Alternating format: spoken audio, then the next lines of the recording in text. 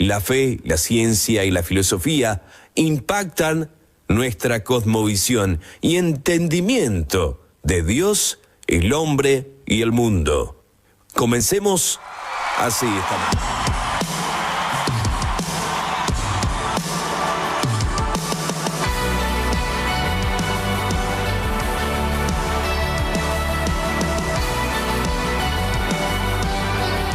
Señoras y señores, muy buenas noches. Estamos arrancando aquí episodio número 10. Bienvenido, Milton, esto es Teo Podcast. Hola, buenas noches, Santiago, buenos días, buenas noches para toda la audiencia. Buenos días, salió ahí. No pasa nada. Che, nos tomamos un receso. Nos tomamos un receso, por eso buen día. ¿Viste? Buen día. Milton, ¿cómo estás? Tanto tiempo. Bueno, a la gente que nos está viendo en este momento y nos está escuchando a través de la radio, tuvimos unos días de descanso, justo feriado el Día del Trabajador, sí. Después, bueno, el mal tiempo y algunos problemitas técnicos que teníamos en la radio hasta que lo solucionamos. Así que nada, hoy acá estamos presentes y vamos a arrancar este programa que, por cierto, estamos saliendo en YouTube en vivo, que ya estamos acá compartiendo en la pantalla grande del estudio. Estamos en el Facebook Live, estamos en un montón de lugares también a través de la 95.5. Señoras y señores, el señor Milton Eliezer, ¿lo dije bien? No. No me sale bien el apellido, no sé por qué. Estamos empatados entonces. Bueno, sí, está bien. Vamos a arrancar con un lindo tema hoy, ¿eh? Hoy venimos, arrancamos, sí. Episodio número 10. Che, episodio número 10. Sí. No, fuertes aplausos. Yo tengo que poner aplauso. Hay que buscar el aplauso ahí. Dame 2 segundos que ya lo pongo. No, sí. Estaba pensando, ¿no? Cuando así preparaba 10 episodios, 10 importantes.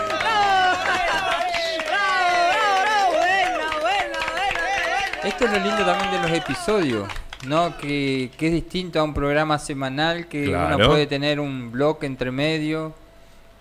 Hay otra una cosa. Flexibilidad. El episodio genera también intriga. Bueno, no salió todavía esta semana. ¿Cuándo sale el próximo? Exacto. Es distinto a hacer un programa diario, semanal.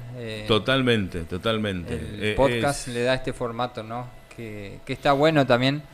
Porque charlar. Sus tiempos y sus cosas y bueno, ir haciendo estos episodios. Exactamente. Vamos a ir gestionando un par de cosas con el tiempo acá en la radio y con Milton, como dice, ¿no? Tiene sus tiempos, su preparación, y yo quiero entrar de lleno al tema de hoy. Al tema. Vamos a hablar sobre una iglesia relevante en el siglo XXI. ¡Apa! Algunas características que debe tener la iglesia para ser relevante en estos tiempos, ¿no? Ajá. Por empezar, digamos, ser conscientes de a qué estamos llamados cuando hablamos de ser iglesia. Sí. La iglesia está llamada a conducir a las personas a Dios. Claro. Está llamada a desarrollar y sacar el máximo potencial de cada uno. Sí. A hacerla crecer. Está llamada a generar espacios de servicio, de comunión, y también a motivarla a compartir la fe con otros. Totalmente. Entonces, de acuerdo. Esa es la tarea de la iglesia. Sí. El tema es que sea efectiva, que sea pertinente a los tiempos que corren. Por ahí viene el tema, ¿no? De que actualizada. Una iglesia actualizada, totalmente actualizada a estos tiempos. Y hay una frase que se usa mucho en los libros de liderazgo, se le atribuye a distintas personas, así que vamos a nombrarla sin mucha vuelta. Sí, dice: si buscas resultados distintos, ajá, no hagas siempre lo mismo. Esa me gustó. Se lo atribuyen a Einstein, pero hoy descubrí que bueno, había una página que decía que Einstein nunca la dijo, pero ajá, más allá de quién la dijo, sí, está buena la frase, ¿no? Si queremos algo distinto, no podemos seguir haciendo lo mismo. Claro, exactamente. Si queremos resultados distintos, tenemos que vernos, replantearnos y ver qué tenemos que cambiar para mejorar. Así que de eso quiero hablar hoy. ¿Qué piensa una iglesia del siglo XXI para ser relevante en esta sociedad, en este contexto? En primer lugar, hay una palabra media rara en griego que es el etos. El etos con H, así como teo. Ajá. El etos, según la antropología cultural, son el conjunto de características propios de una sociedad. Es decir, conjunto de creencias, tradiciones y también el rol cultural que, por decirte, ocupa la familia, el hombre, la mujer, un pastor, un cura, un intendente. Claro. Digamos. Las diferentes funciones que tienen cada uno. Sí. ¿Qué valor le da la sociedad a cada uno de esos actores culturales? Eso vendría a ser el etos. ¿Qué varía? No es lo mismo acá que allá. Digamos, el etos se puede considerar también en distintas dimensiones. Uno puede hablar del etos latinoamericano, sí, y el etos europeo, por ejemplo. Ah, bien. Entonces podemos decir, bueno, en Latinoamérica, como característica de ética o del etos contextual de nuestro continente, el latinoamericano es más sentimental, es más expresivo, es más cariñoso. Sí. El europeo... Si se escuchan ruido de fondo es porque tenemos... El europeo es más racional, sí, no va tanto por el abrazo y todas estas cosas. Es como que más distante, medio sí, a nosotros se nos hace frío. Es frío, exactamente. No tenemos que tener miedo de decir la palabra porque es lo que nos, es lo que sentimos como latino cuando te relacionás con un europeo, ¿no? Sí, son fríos estos alemanes. Sí. Ha pasado. O los ingleses o los franceses. Bueno, el francés, por ejemplo, es una cosa que tiene de que no podés entablar una relación de amistad con ellos. ¿Sí? Sí. Es muy distante.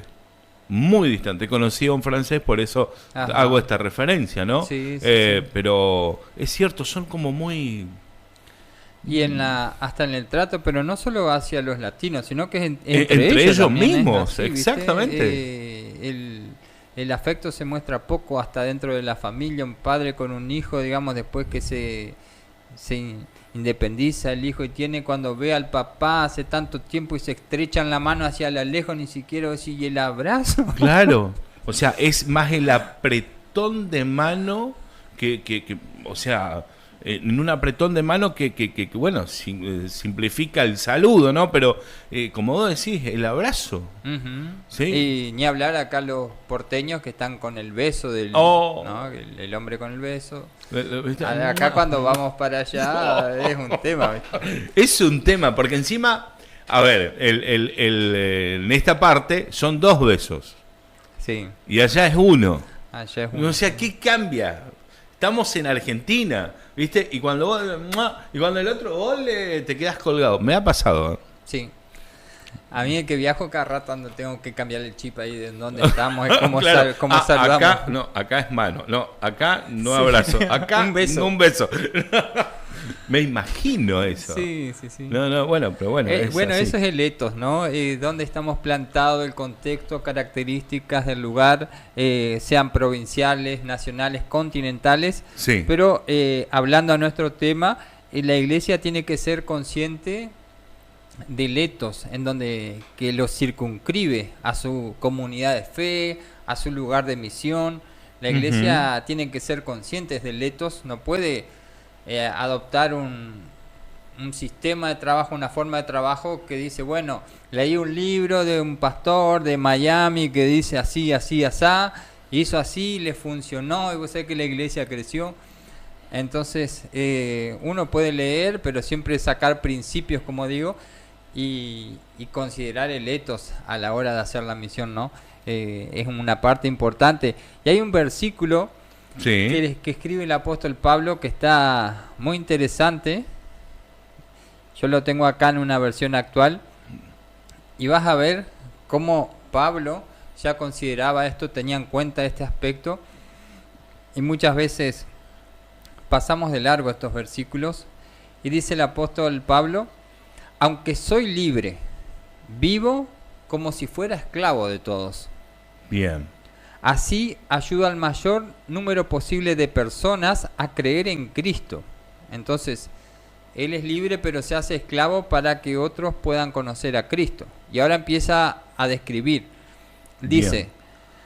esto está en 1 Corintios 9, Ujú. cuando estoy con los judíos, vivo como judío, Ajá. para ayudarlos a creer en Cristo. Por eso cumplo con la ley de Moisés, aunque en realidad no estoy obligado a hacerlo. Bien. Y cuando estoy con los que no obedecen la ley de Moisés, vivo como uno de ellos, para ayudarlos a creer en Cristo. Esto no significa que yo no obedezca la ley de Dios, al contrario, la obedezco pues sigo la ley de Cristo.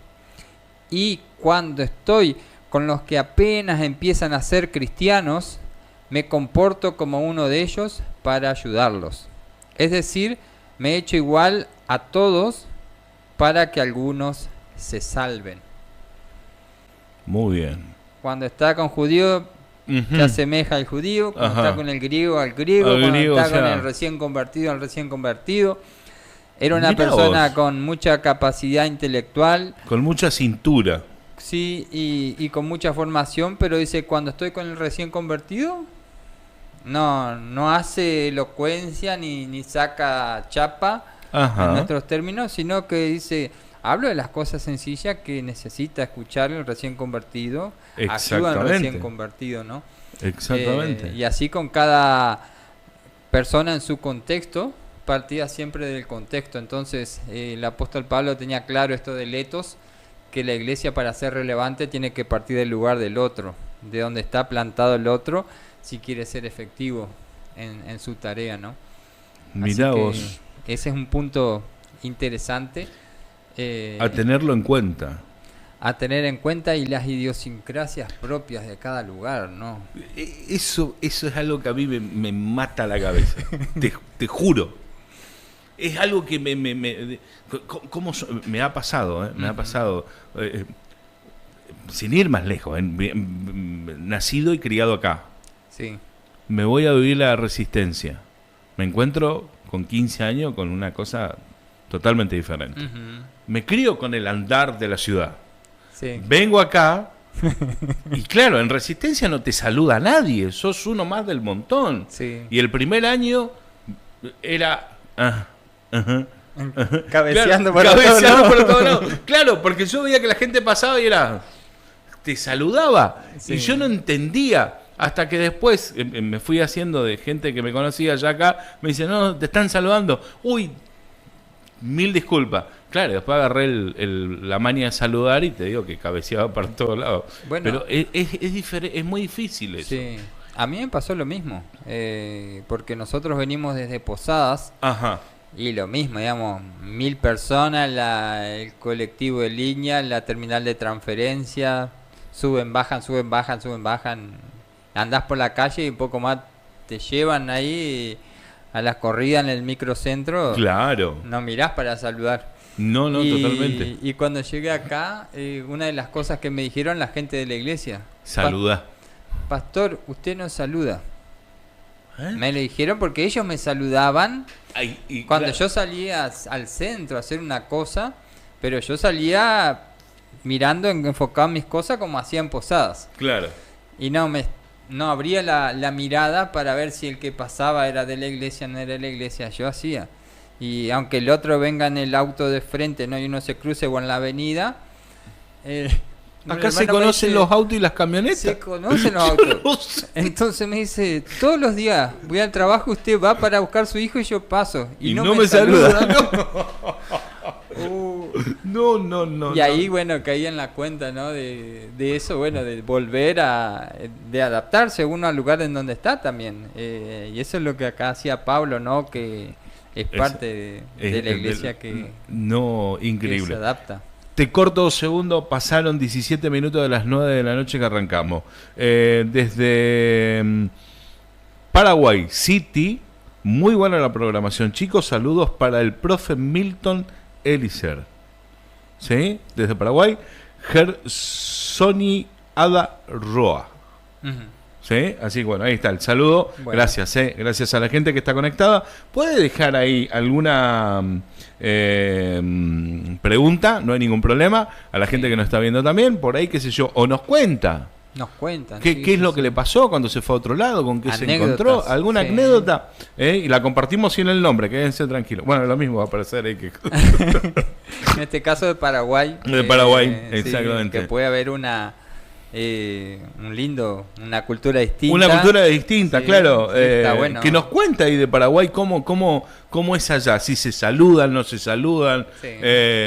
¿Cuál es la temática tradicional del día a día? Es lindo, donde quiera que nos estén escuchando, lo pueden hacer. Pueden también dejar ahí un mensaje en Facebook, estamos viendo las estadísticas acá en vivo. Así que nada, ahí estamos. Vamos todavía. ¿Cómo es? En segundo lugar, una iglesia relevante realiza un evangelismo integral que considera a toda la persona. Bien.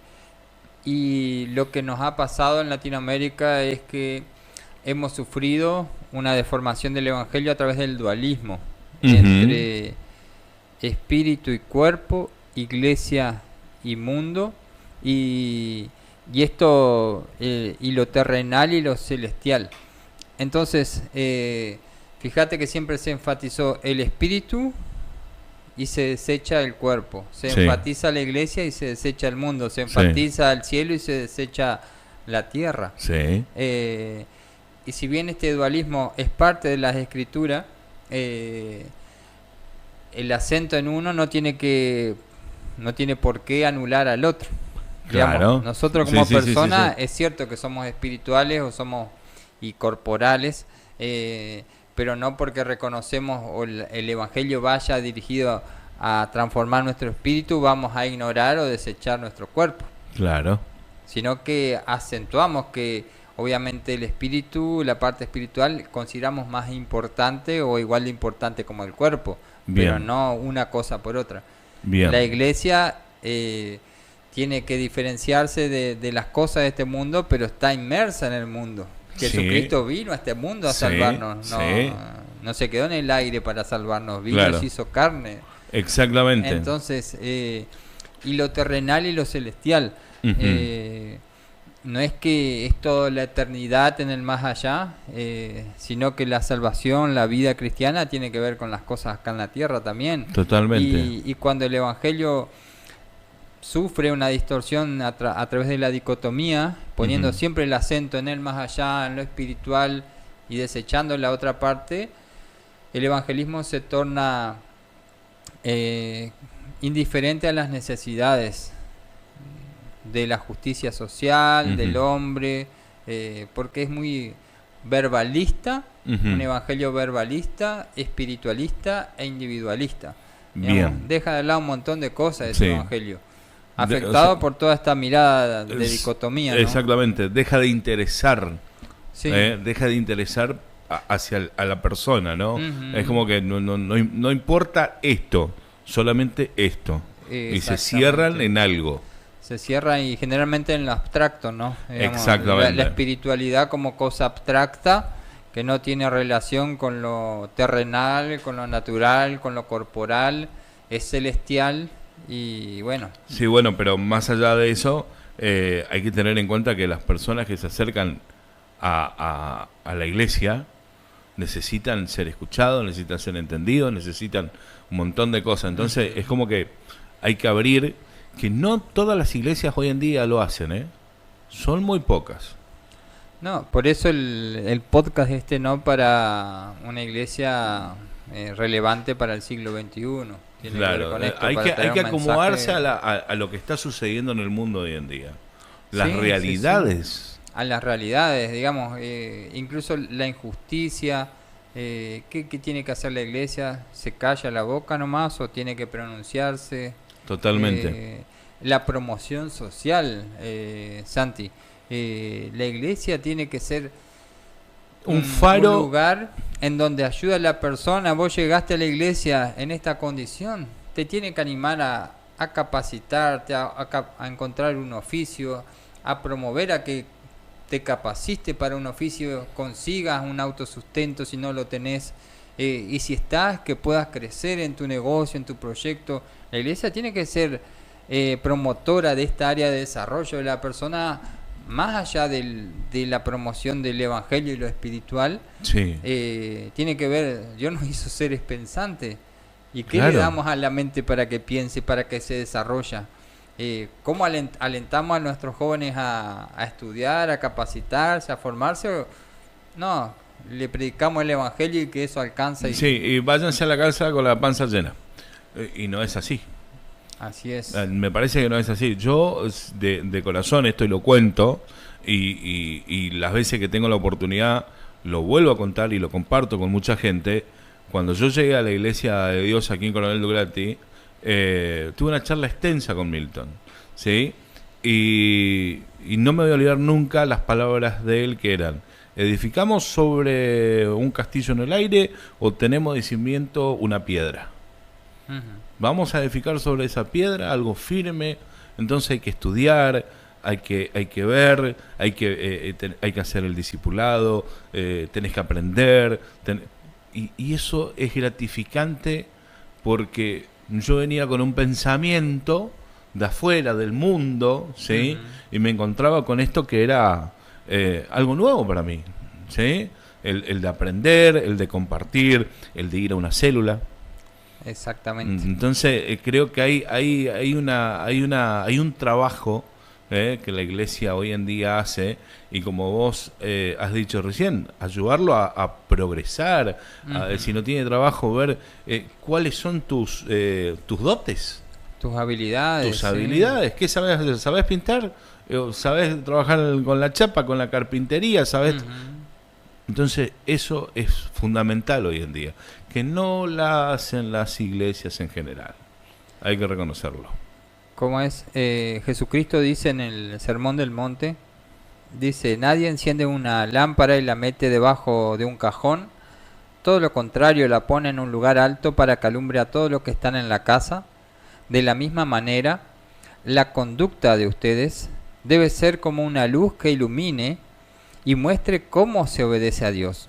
Hagan buenas obras, así los demás alabarán a Dios, el Padre de ustedes que está en el cielo. Digamos, ¿cómo van a alabar al Padre que está en el cielo? Lo metafísico, lo abstracto, lo más allá. Dice, a través de las buenas acciones, a través de las buenas obras que ustedes hagan. Sí. Entonces, ahí está el nexo, ¿no?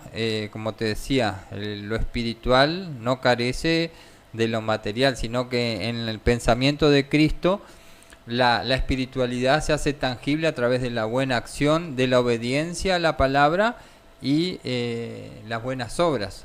A través de las buenas obras lo intangible se hace tangible, lo invisible se hace visible, lo abstracto se hace tangible a través de las buenas obras, ¿no?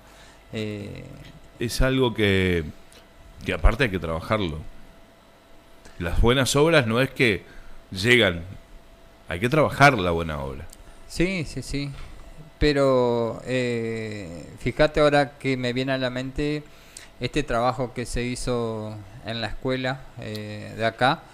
Ahí Cuando está. cuando hay disposición se abren las oportunidades también, ¿no? Ahí está. Cuando uno predica el evangelio en forma completa, no solo espiritual, sino de acción, un evangelio de trabajo, Sí. con las manos en la masa.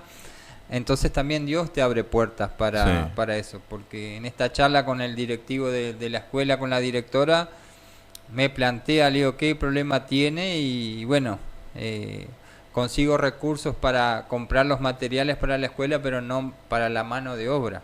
Mirá vos. Y ahí, cuenta, ¿no? y ahí entramos. Entonces yo digo, yo tengo unos muchachos en el grupo que son muy guapos, muy buenos herreros, pintores, carpinteros. Le puse todos los títulos. Que por cierto, ahora dentro de poco vamos a pintar el aula magna de ellos. El salón, El salón funcional. Funcional.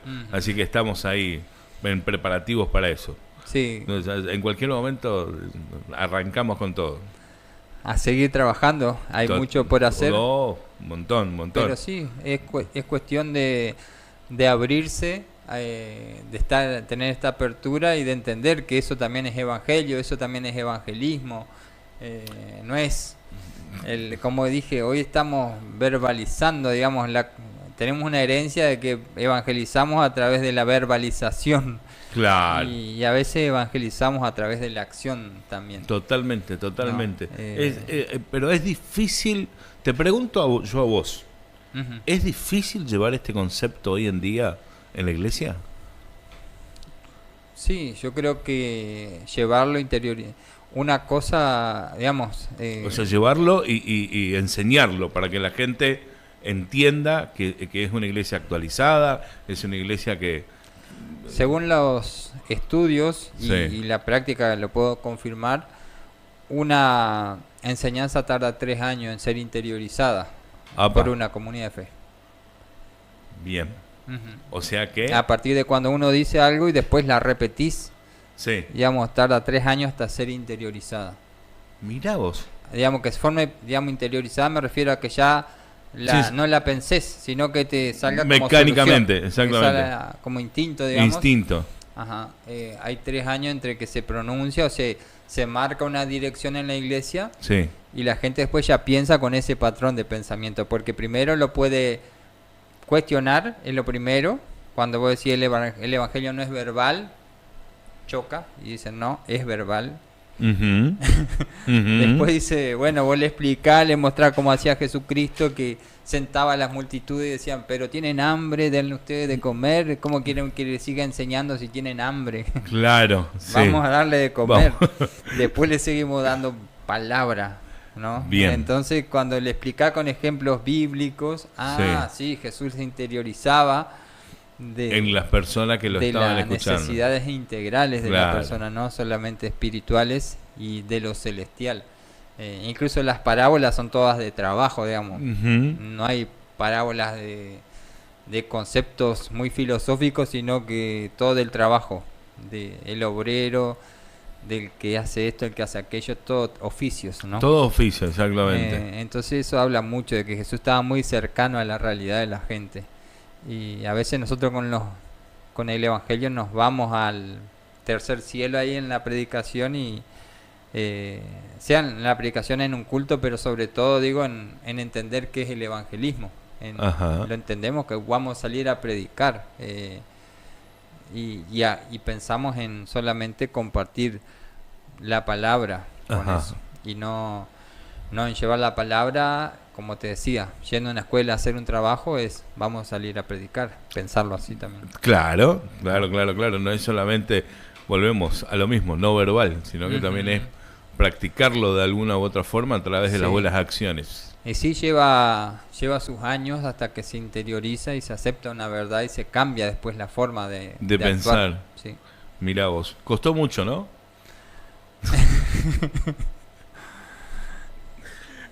Vos sabés que yo soy el malo de la película y te tengo que preguntar, costó mucho. Tuvo su tiempo, pasaron muchos años Sí, y se trabajó. se trabajó, sí. Por eso, acá en esto de los cambios también hay que considerar el contexto. Digamos, lo que yo tuve que aprender es eso del etos. Claro. De ver en dónde estaba. ¿Dónde estabas? Primero. Sí. ¿Te llevó mucho etos en el año? ¿Te llevó muchos años o un año? No, 3 años hasta que yo me...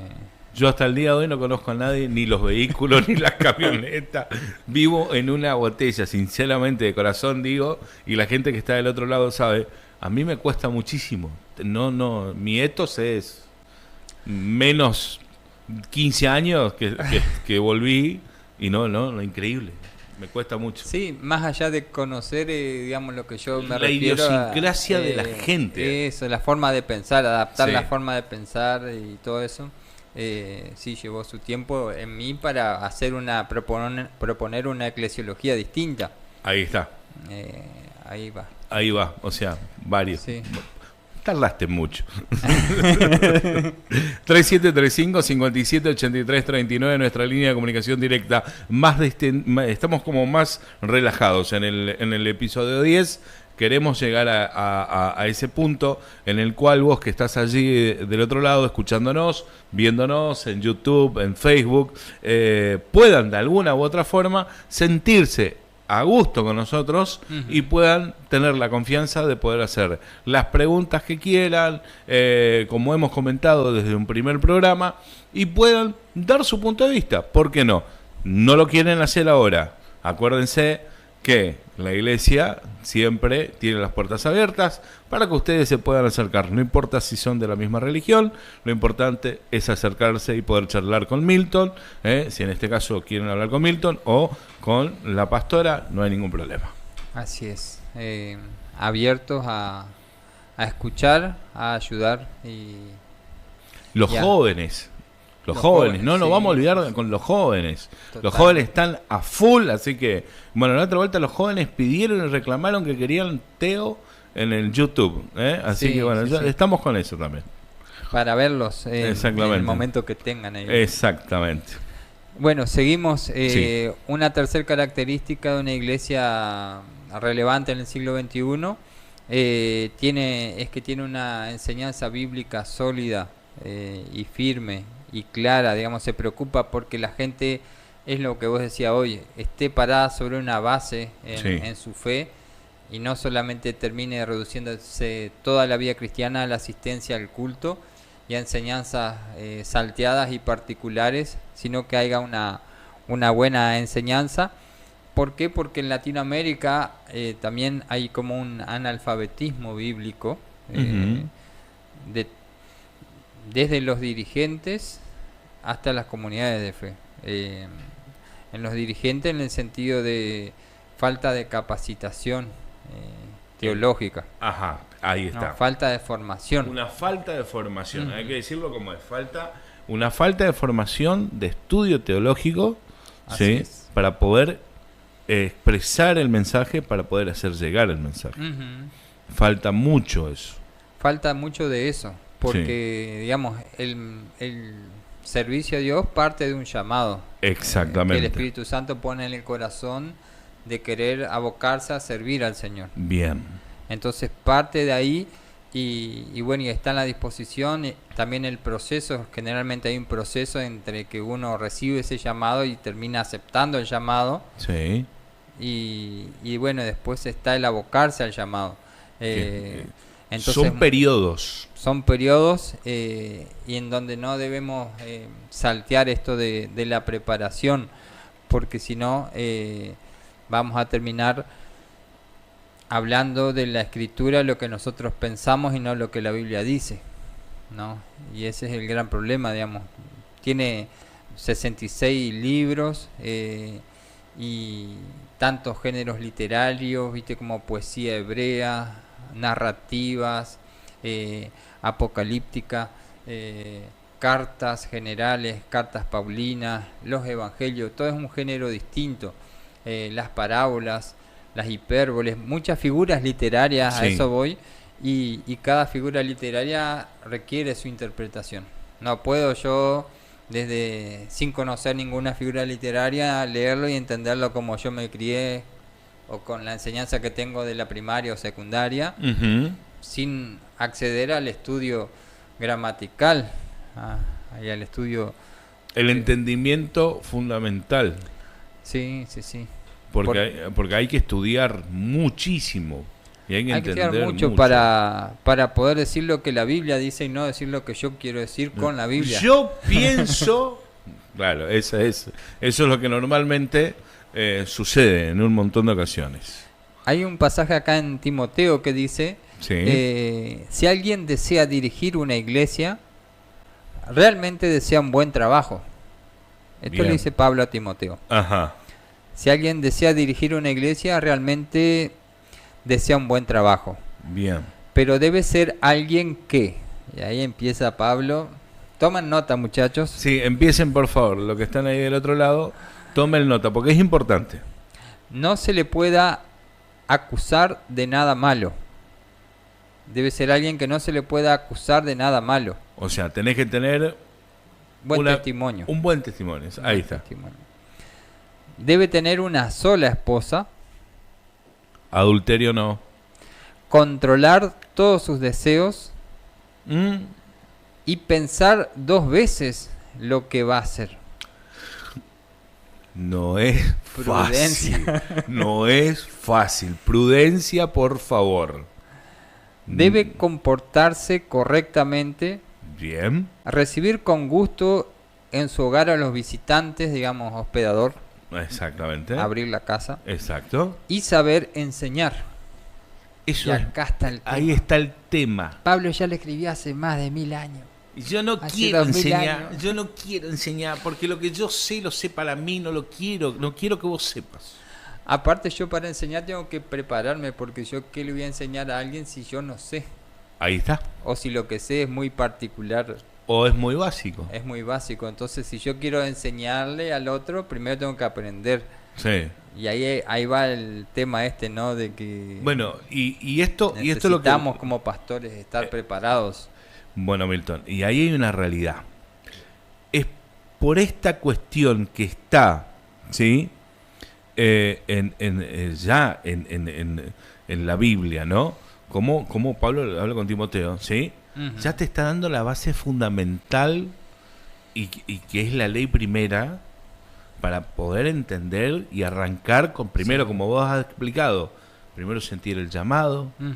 interpretarlo, estudiar, saber, estudiar mucho porque no es un año solamente. No. Aparte, nunca se termina de estudiar en esto. No, y la Biblia es impresionante como uno puede seguir. Y aparte, una vez que vos pensás que terminaste, no, arrancaste de vuelta y te diste cuenta que hay otros estudios más para hacer. Ujú. Entonces, a ver, vuelvo a repetir, me hago cargo de lo que digo. Por eso muchas veces la iglesia, ¿sí? En este caso, está mal vista en muchos lugares porque están los falsos profetas. Los que ven una cara económica o lo que ven o no tienen la base fundamental, no tienen los estudios. Ujú. Levantaste una baldosa y salieron con una Biblia bajo el brazo y salieron a llevar la palabra. Sí, Me parece que está mal eso. A veces falsos profetas, alguien ya que intencionalmente lo está haciendo mal, pero Sí. la otra cosa que yo veo más es que se cae en esto y se termina desacreditando la iglesia Sí. también Totalmente. por la ignorancia, por Ahí la está. falta de preparación y de Ahí conocimiento, y está. por a veces no con mala intención, pero no dar O dar tal vez respuestas. tienen buena intención, pero tampoco tienen la intención de estudiar. Por eso Que esa es la otra. falta Esa parte. esa parte de Y aparte, una vez que vos estudiás, si es un conocimiento bíblico, es un conocimiento que vos tenés que saber enseñarlo, pasarlo. y te sirve para toda la vida. No sé, me decía un profesor en el seminario, el conocimiento no ocupa espacio, así que vos Totalmente, totalmente, de acuerdo, totalmente. vos le da a la mente y eso sirve, se guarda y Es una esponja y que toman mucho magnesio, eso es lo único que le pido. Ah. Para que el magnesio ayuda, yo sé lo que les digo, a cuando uno está estudiando, a los de edad, a los jóvenes no. ¿sí? Yo Sí. en mi caso ya estoy tomando, comentario aparte, pero porque hay que retener mucho, Sí. hay que interpretar y hay que separar tu interpretación de lo que verdaderamente. eso, ¿viste? Tratar de ver Es qué es lo muy que la difícil. escritura está Es diciendo, muy difícil. el autor está diciendo al escribir, y todo esto, ¿no? Es un trabajo importante que se necesita. Totalmente. Y la otra parte, en esto de la falta de formación, hablamos un poco de la parte pastoral o ministerial, después está en la parte de la gente cuando tampoco la iglesia provee lugares, espacios de capacitación, la gente termina ignorando y usa la Biblia como un fetiche casi, y abre para ver qué le depara o qué me va a decir el futuro, o qué me va a decir el día, y la usa como una cosa así. No va a la Biblia en busca de un conocimiento de Dios, de un aprendizaje de uno, sino que es para ver en este día, ver cómo viene la mano, digamos. Volviendo a lo que dijiste recién, toma la Biblia como un fetiche. En TikTok nos habremos cruzado con los famosos mi líder. Los dos, no quiero decirlo, las dos personas de color, vamos a decirlo de esa forma, porque si no, yo lo digo de esa forma, porque no queda mal. Ajá. Dice, usted mi líder, ¿qué dice? ¿Por qué? Sí, Te cruzaste con esos TikTok, sí. te diste cuenta que toman eso como algo para la joda, como algo, no sé cómo decirlo. Sí. Choca mucho. Choca mucho, Sí. choca muchísimo. Choca muchísimo. Y Ujú. otra de las cosas que también chocan mucho son las noticias que terminás mirando todos los días, o que ahora es como que empiezan a reventar enfrente de uno, ¿no? Pastores que se pelean por el diezmo. Los hermanos de una iglesia tumbaron la otra iglesia. Dije, por favor, Centroamérica es una debacle total Sí. con eso. En una cuadra tenés más de 5 o 6 edificios que son, en teoría, templos, iglesias, Ujú. ¿sí? Y salen en la vereda, se paran, ¿sí? Y si vos entraste hoy acá y al otro día entraste, estacionaste tu auto y entraste en la primera, van y te queman el auto. Están así de paranoicos. Ujú. Y si investigan un poco y googlean un poco, van a encontrar cada cosa. Y ahí es donde, lamentablemente, pierde la credibilidad. Y es la lucha constante, Sí. ¿sí? De poner en cada uno de los que va verdaderamente, entender la palabra los domingos y saber el trabajo que hay atrás de la iglesia, a través de los ministerios, a través de un montón de cosas. Sí. Y yo creo, Santi, que cuando la iglesia se aboca a esto de la enseñanza, cuando Sí. arrancando desde arriba, no desde el pastor, pero cuando transmite la enseñanza, cuando abre espacios para la enseñanza bíblica, Sí. para la capacitación de los líderes, para los discipulados de los nuevos convertidos, cuando se aboca a esto, Ujú. a enseñarles para que el evangelio que aceptó la persona le dé fruto en un momento, Sí, entonces pasa algo que la gente entra a la congregación y permanece. exacto. Porque si no, hay un término que se usa mucho en eclesiología que es entran mucho por la puerta de adelante pero salen por la puerta de atrás o la del Ujú. costado. Sí. Y tiene que ver con esto de que si uno cuenta en el año cuántas personas nuevas llegaron, un montón. Y ¿Cuántas dónde permanecieron? están, cuántas permanecieron de esas que vinieron con la intención de quedarse, Sí. o incluso habiendo hecho la oración de fe. Esa es otra Porque también. hacen esa oración o toman este paso, Sí. pero después la iglesia no hace su parte, porque Jesús dice, vayan y hagan discípulos, y ahí está también, enseñándoles, ¿no? Enseñándole. Bautizándolos y enseñándoles las cosas que yo les he dicho. Ahí está el discipulado. Ahí está ¿viste? el discipulado. Está también Jesús lo dijo. Vaya y hagan discípulos enseñándoles las cosas que yo les dije. Y nosotros lo queremos bautizar y que ya un poco... Sí, que bueno, se ponga una carpa fuera de la iglesia y se sí, ponga a vivir ahí. predique, pero- ministre, sirva, Sí, porque pero- se bautizó y dice Jesús, dedíquense a enseñarle la palabra primero. Primero. Y que no es un año. Sí. Lleva mucho tiempo. Lleva tiempo, sí. Lleva tiempo, lleva muchísimo tiempo. Y aparte, dentro de esa enseñanza, dentro de ese estudio, ¿sí? La misma persona empieza a sentir el llamado para ciertas cosas. Y va siendo sanada también, ¿no? Porque, digamos, yo puedo enseguida ponerme a querer afectar a otros, pero si yo estoy roto, hay alguien que se va a levantar Imposible, cuando nosotros sí. empezamos Sí, a compartir la palabra y va a encontrar más que una entrada si yo no estoy sano y fortalecido. Totalmente. ¿no? La opresión espiritual Sí, sí, sí. es algo que está en cada momento, en cada segundo, desde el primer momento que abrís tus ojos a la mañana. Sí. Por eso hay que estar siempre fortalecidos.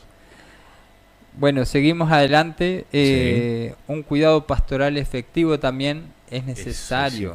sí, importantísimo. Y entender cuál es la dinámica, no sé si decir correcta, pero sí adecuada a los tiempos y volviendo un poco al Evangelio, porque hay mucho que hacemos por tradición, por Ujú. herencia, hay cosas que Ujú. hacemos y no sabemos por qué las hacemos. Sí. Hay estructuras de ser iglesia, de hacer iglesia, que no somos conscientes Santi, hay cosas que no somos conscientes. Y una de las cosas es el cuidado pastoral. Yo A te ver. lo voy a explicar A ver, para que... quiero escucharlo. Durante el siglo XX, estamos hablando de 1900, Sí, se entendía que el pastor sí. era el responsable de llevar el evangelio, Ajá. predicar, Predicar. ayudar a que la persona crezca o no en la fe, estar Ajá. al tanto si el miembro crece, madura o no madura, Ajá. sirve o no sirve en un ministerio, descubre el don o lo descubre, Ajá. comparte su fe con otro o no la comparte, Apa. viene al culto o no viene al culto.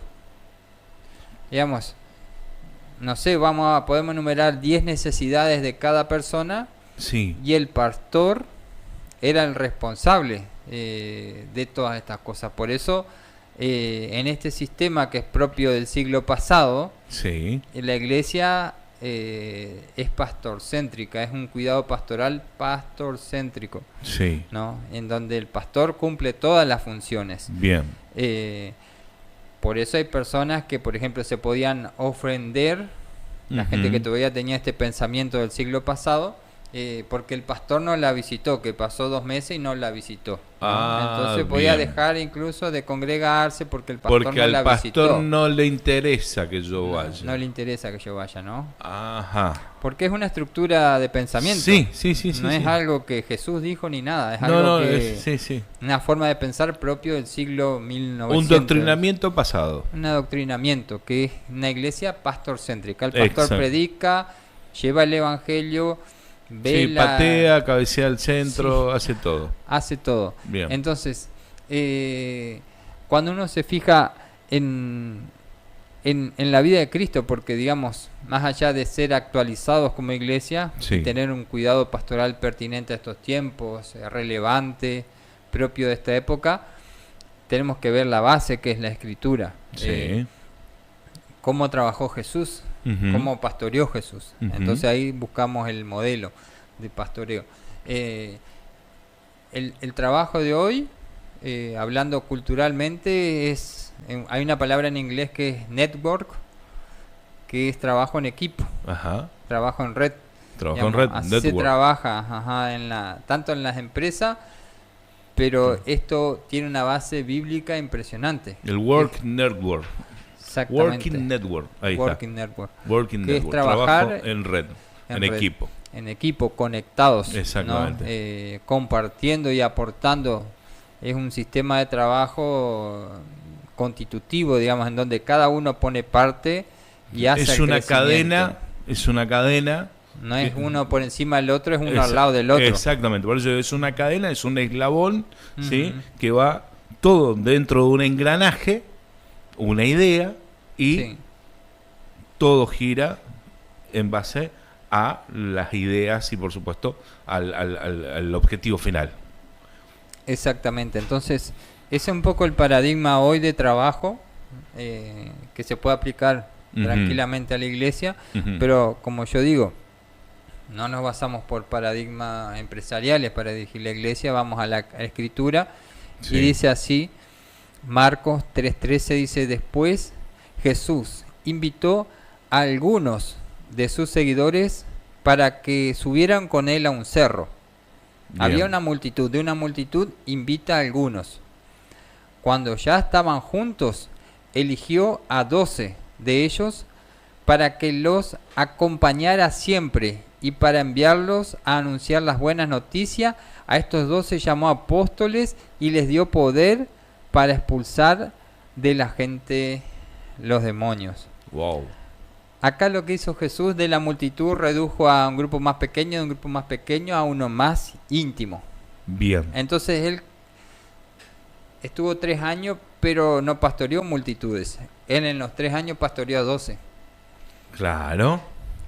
Él se abocó al foco íntimo, ¿no? Sí. En estos 3 años de ministerio, sí, llegó a las multitudes, tuvo grandes multitudes, enseñó a las multitudes, pero el pastorado, el cuidado pastoral se lo dio a 12. Él dijo, si yo termino el ministerio y puedo transmitir lo que es la pasión por Dios a estos 12, consumado es. Consumado es. Acá está la obra hecha. Entonces, si Jesucristo se abocó a 12.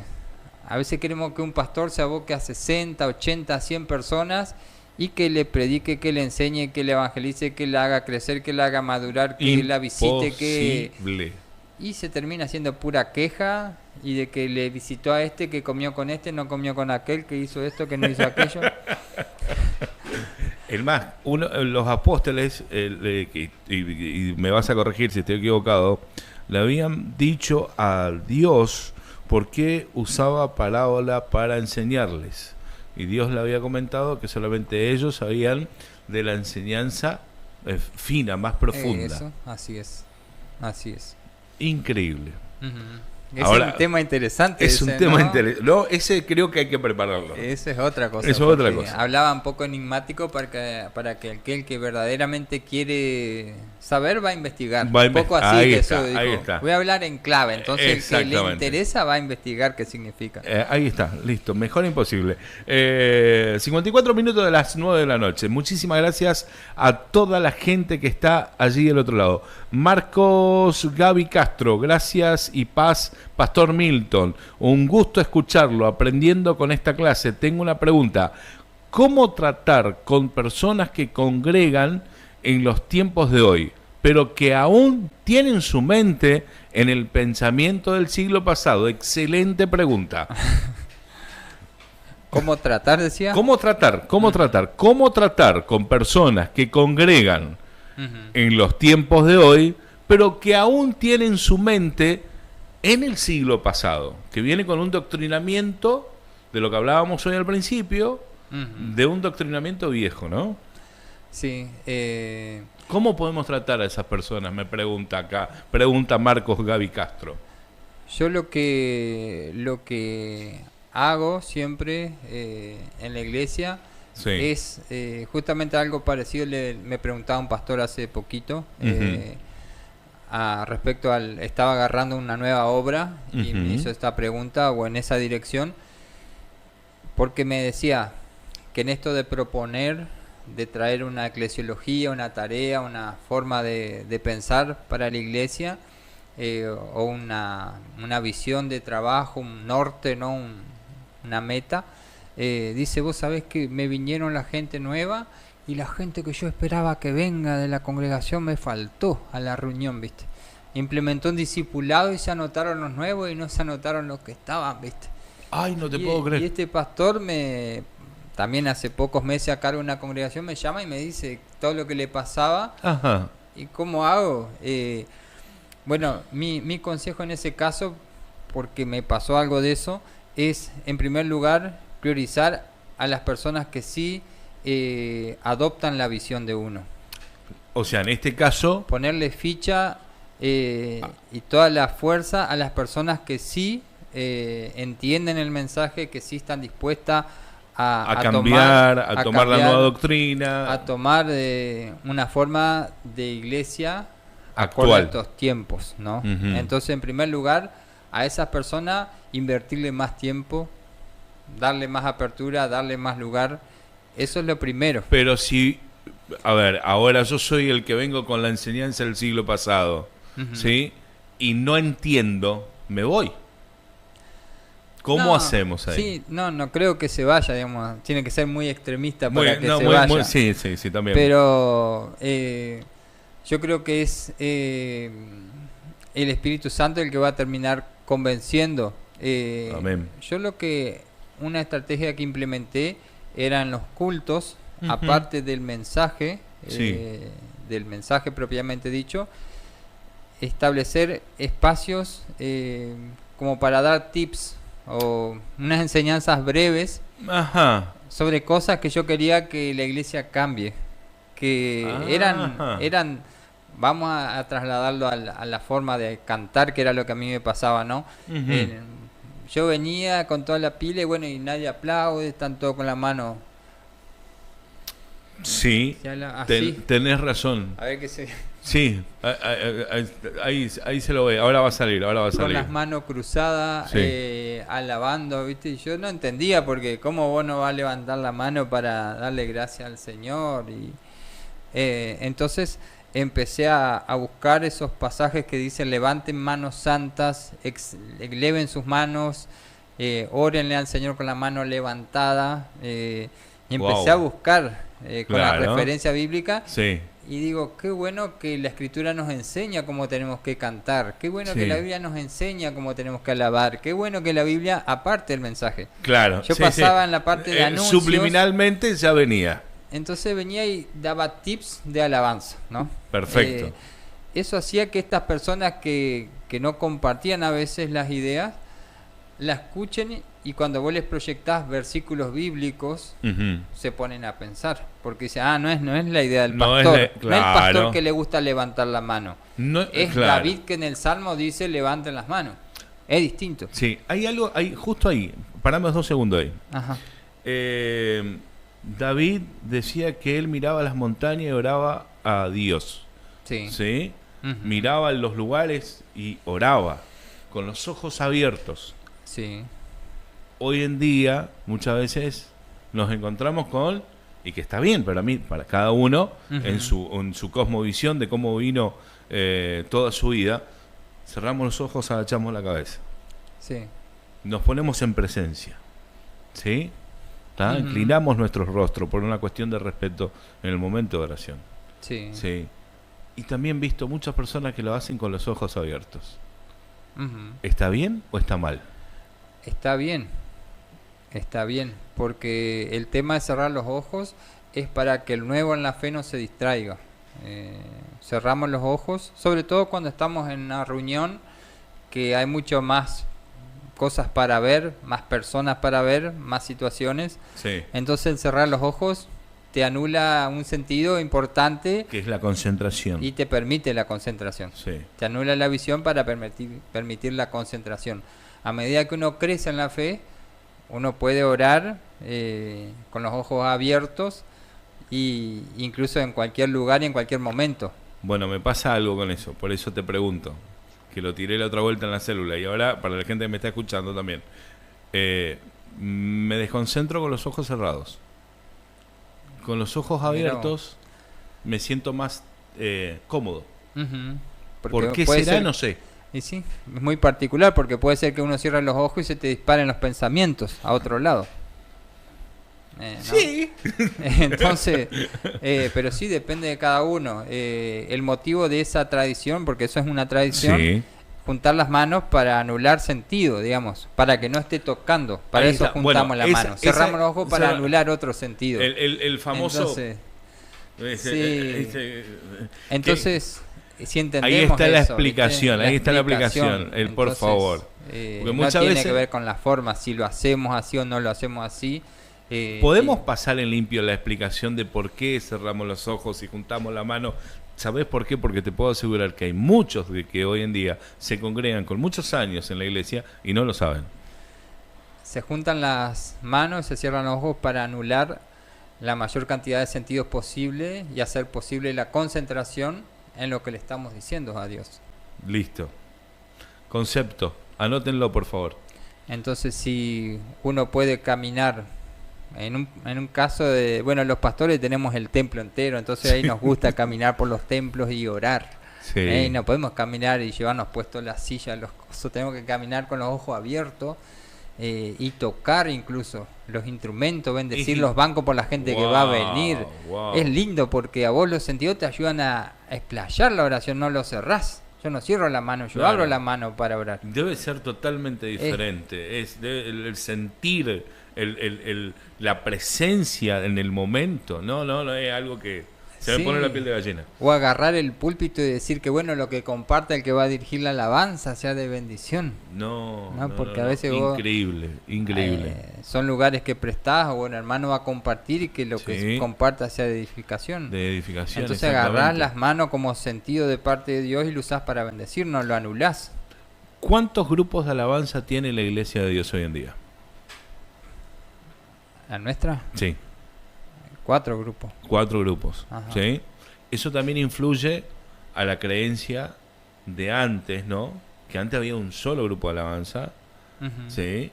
Y era diferente. O sea, era como que todos los fines de semana, cada vez que iba a la iglesia, era lo mismo. ¿qué varía? Varía muchísimo, ¿no? El tener esa diferencia, porque tenemos personas muy jóvenes que están en el grupo de alabanza, que tienen un estilo, un ritmo, y después tenés otros grupos que tienen otro estilo, otro ritmo. Y aparte, una de las cosas, a mí me encanta ver diferentes grupos de alabanza en el púlpito. A mí al menos me gusta, ¿sí? Me he congregado en una que eran siempre los mismos, ¿viste? Bueno, O sea, pero eso depende un poco, no es algo una cosa que un pastor establezca, sino que eso es algo que depende del tiempo, del crecimiento. Yo participé en la iglesia y siempre tuve un grupo de alabanza, digamos. Cuando la iglesia crece se puede dar esto de la multiplicidad de grupos. Es un factor que tiene que ver con el crecimiento más que con la planificación. No es que yo dije voy a sacar esto de tener un grupo y poner 4. No fue así.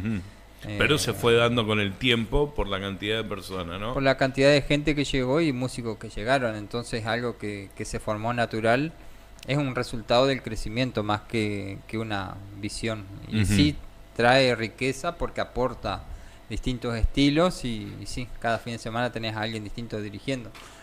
Totalmente. Pero sí es fruto del crecimiento.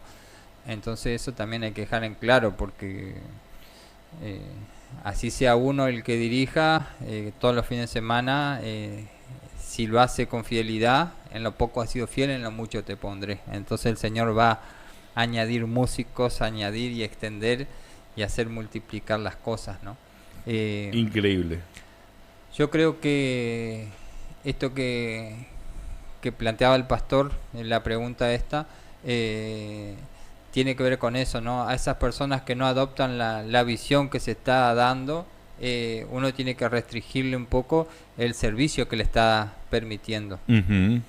Porque mientras más lugar de servicio tenga esta persona, va a seguir influenciando con ese pensamiento, con esa forma de entender la iglesia, con esa eclesiología, como decíamos, del siglo pasado. Digamos, si tiene un lugar de servicio, de ahí para abajo va a ministrar a todos con esa forma de pensar. Entonces, lo que yo hago, aparte de explicar, de charlar, de enseñarla del púlpito, del banco, de la casa, de todos los medios posibles, enseñar las nuevas formas de trabajo por un lugar. Y después restringir el lugar de servicio a aquel que todavía no quiere entender, no quiere adoptar. Bueno, si no quiere adoptar lo que... volver a los conceptos, como decíamos, porque no son propios de esta moda, es algo bíblico, ¿no? Jesucristo trabajaba con grupos pequeños. Entonces no es una moda de ahora, o el equipo de trabajo lo tenía Jesús, ¿no? Él tenía equipo de trabajo. Bien. El network. Entonces, si alguien no termina aceptando, simplemente como pastor yo tengo la posibilidad de saber hasta dónde le doy y hasta dónde no.